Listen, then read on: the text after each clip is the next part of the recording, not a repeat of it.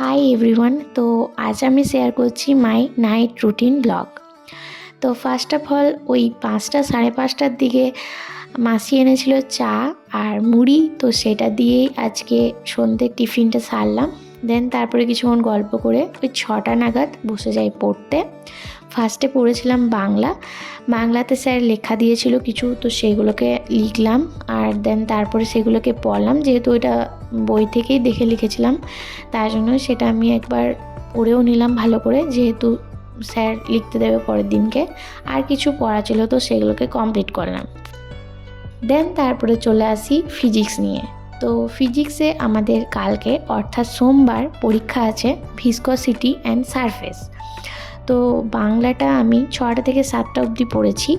তারপরে 7টা 10 থেকে আমি পড়তে শুরু করেছিলাম ফিজিক্সের মোটামুটি এই চ্যাপ্টারটা খুবই ছোট বলতে গেলে অনেকটাই ছোট, তাই জন্যই বেশিক্ষণ লাগেনি।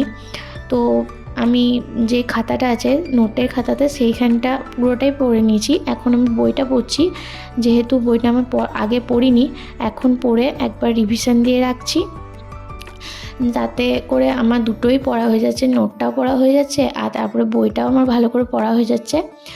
তো তারপরে আমার ফিজিক্সটা কমপ্লিট হয়ে যায়। তারপরে আমি বসি বায়ো নিয়ে।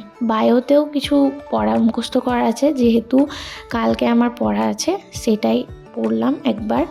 তো এরপর পড়া কমপ্লিট করে আমি দেখছিলাম রোস্টিং ভিডিও বিষাক্ত ছেলে অর্থাৎ প্রহ্লাদদার।